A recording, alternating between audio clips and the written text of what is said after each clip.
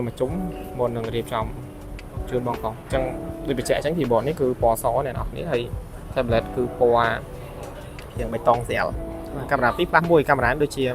ultra wide năng này cho nên bị xe bot tablet này cứ từ lớp này cái này miền tầm hôm đọc pi in chia một cái performance chẳng việc miền chấm nắng plan này nó này đôi nhóm thọt lấy nhóm thọt tôi một tablet này tại mình khơi chấm nắng plan rồi còn mình khơi hụt nhóm nó không tablet này nào khơi nhé thì nhóm đặt đáy mình khơi chấm nắng plan lấy những cái unboxing hôm nay mệt đọc pi សម្រាប់ Pad នេះគឺប្រភេទអេក្រង់វាជាប្រភេទ Paper Matte ដូចជាមួយនឹង 11.5S ដែរវាមកឈុតរបស់វាហ្នឹងគឺមាន tablet ជាមួយនឹងក្តារ keyboard ហើយក្តារ keyboard ហ្នឹងគឺពណ៌សអ្នកនរគ្នាមានតែពណ៌សឯងហើយអញ្ចឹងសម្រាប់ tablet គឺមានពណ៌ដូចគ្នាគឺពណ៌ដូចពណ៌តបៃព្រៃអ្នកនរគ្នាពណ៌បៃតងហ្នឹងហើយមានតែមួយពណ៌ឯងនិយាយទៅតែមួយពណ៌ហ្នឹងគឺស្អាតតែម្ដងហ្នឹងហើយមើលអ្នកនរគ្នាឥឡូវនេះយើងធ្វើការបើកម៉ាស៊ីនដើម្បីធ្វើការ activate ហើយចំពោះកម្មវិធីយើង free ដំឡើងជូនតែអានឹងកណាត់តុនសម្រាប់យើងជូនហើយនៅក្នុងបំហ្នឹងគឺយើងទទួលបានខ្សែសាកមួយជាមួយនឹងដុំសាកមួយអ្នកនរគ្នាហើយសម្រាប់ដុំសាកនេះគឺមានកម្លាំងសាកចូលហ្នឹងគឺ66 វ៉ាត់ហើយមានមុខ2យើងអាចសាកបាន2ក្នុងពេល6ហ្មងយើងធ្វើការ unboxing keyboard វិញម្ដងហើយអញ្ចឹងសម្រាប់ keyboard វានេះគឺពណ៌សឡូអ្នកនរគ្នាហើយខ្ញុំធ្លាប់ឃើញម្ដងសម្រាប់ keyboard នេះគឺសាច់វាពណ៌សហើយយើងអាឡូយើងអាចបើសិនជាប្រឡាក់អីយើងអាចធ្វើការជួសសម្អាតបានអាហ្នឹងវាអត់ជាប់គេnóiថាពណ៌សជាយើងគិតថាវាប្រឡាក់អីចឹងណាអញ្ចឹងអាហ្នឹងប្រឡាក់យើងអាចជួសចេញជ្រះអីដោយសារសាច់របស់វាហ្នឹងគឺងាយស្រួលក្នុងការជួសសម្អាតឯណោះគ្នាហើយសម្រាប់ keyboard នេះក៏វាប្រើបច្ចេកវិទ្យា Nealing ដូចគ្នាមានន័យថាយើងគ្រាន់តែ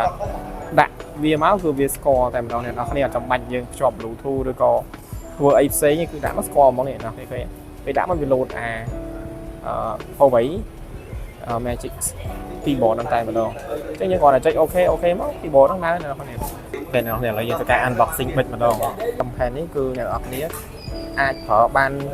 ដាក់ចាំបាច់ជាប់ Bluetooth ឬក៏អត់ដូចដាក់អីទេគឺយើងដាក់មកគឺវាឆក់ជាមួយនឹង MatePad ហ្នឹងគឺអាចប្រើបានតែម្ដងដូចនេះយើងគ្រាន់តែដាក់មកដាក់វាឆក់នៅលើហ្នឹងមកហ្នឹងហើយតែប៉ុណ្ណឹងវារងអ្នកយើងអាចប្រើបានហើយនេះចំពោះ keyboard វានេះគឺគ្រាប់ចុចរបស់វានេះគឺរៀងធំល្អហើយងាយស្រួលចុចពេលយើងចុចទៅវាអាចដូចទៅនឹងកុំព្យូទ័រដែរអ្នកនរគ្នាគាត់ថានេះវាអត់មាន trackpad អញ្ចឹងយើងអាចប្រើជាមួយនឹង mouse បានអត់ចាំបាច់ប្រើ trackpad ទេហើយឥឡូវនេះយើងនឹងធ្វើការតម្លើងប៉ុនក៏ដូចជាក្តារចុច keyboard ខ្មែរយើងធ្វើការតម្លើងកម្មវិធី WPS មុនអញ្ចឹងចំពោះការតម្លើង WPS នេះគឺងាយស្រួលមែនទែនអ្នកនរគ្នាចាប់ពីអាសេរី 12x នេះទៅគឺយើងអាច search រកមើលបាននៅក្នុងកម្មវិធី App Gallery របស់ Huawei ហ្នឹងតែម្ដងអត់ចាំបាច់ដូរប្រទេសដូរអីញ៉ៃដូចមុននេះគឺចូលទៅ search គឺឃើញតែម្ដងក្តារចុចក្តារ keyboard ណា keyboard ខ្មែរដោយសារពេលខ្ញុំបើកពីប្រអប់មកគឺនៅអត់តន់អាចបាយអក្សរខ្មែរបានអញ្ចឹងយើងត្រូវធ្វើការ add keyboard សិនហើយអានេះគឺជារបៀបនៅក្នុងការតម្លើងហើយសម្រាប់ក្តារចុចនេះគឺយើងប្រើប្រភេទស៊េរីថ្មីក្តារចុចខ្មែរនេះដែរ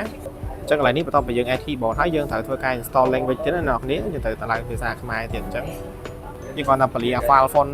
ដែលយើង download មកមិញចំនួន 1400 font ហ្នឹងមកគឺយើងអាចផ្លាស់ប្ដូរ font អក្សរខ្មែរជាច្រើននឹងបានហើយអ្នកនរនេះអានេះ font ខ្មែរមិញអញ្ចឹងយើងគ្រាន់តែពលាទៅនេះយើង extract to ទៅហើយយើងរើសទីតាំងកន្លែងដែលយើងចង់ពលាវាដាក់នៅណាអញ្ចឹងណាចឹងនេះគឺយើងត្រូវដាក់វានៅក្នុង folder ឈ្មោះថា PC Engine ណាអញ្ចឹងដាក់នៅក្នុង folder ហ្នឹងមកគឺពេលដែលយើងចូលទៅក្នុងកម្មវិធី WPS មកគឺ font អក្សរហ្នឹងវាស្គាល់អ្នកនរគ្នាតែបើសិនយើងដាក់ខុស folder ហ្នឹងគឺដាក់ទៅអត់ស្គាល់ទេបាយអក្សរខ្មែរចេញទៅគឺចេញប្រអប់ហ្មងវាអត់ចេញជា mode អក្សរអីទេចឹងឥឡូវនេះឃើញណាវា font អក្សរខ្មែរមានផ្ដើមដោយឈ្មោះអាក្បាតធំឬក៏ខ្មែរ OA អញ្ចឹងណាចឹងអ្នកដែលគាត់បាយអក្សរខ្មែរគាត់ដឹងអា font អក្សរហ្នឹងឈ្មោះមកវាគឺបែបហ្នឹងហ្នឹងហើយឥឡូវនេះយើងគ្រាន់តែដូរមកយើងចុច control space មកវាដូរទៅខ្មែរនេះដែរអញ្ចឹងខ្ញុំអក្សរខ្មែរហ្នឹង